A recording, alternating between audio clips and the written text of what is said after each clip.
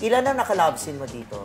Ang naka-love scene ko dito si Nathan lang. Nathan, yeah. Si Nathan lang, pero marami. Yeah, marami din kaming scene.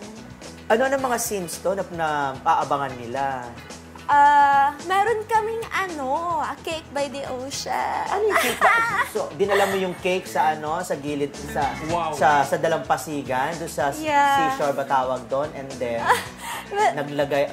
Yeah, nag-sex kami sa beachfront. And for me, yun yung pinaka-exciting part. And pinaka-exciting na sexy ng movie.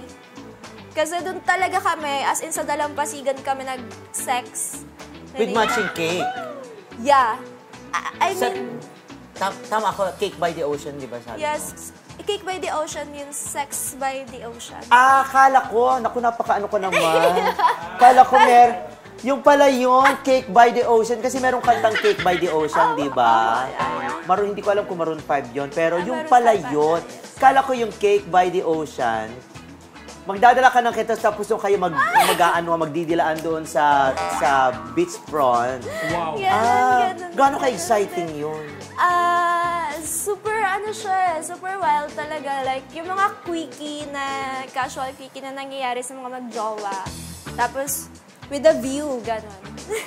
Hindi, okay, nung araw ba nung nag-ano kayo? Nag-love scene kayo? Gabi siya, gabi. Kaya wala rin masyadong mga audience. Nakakita. Walang audience impact.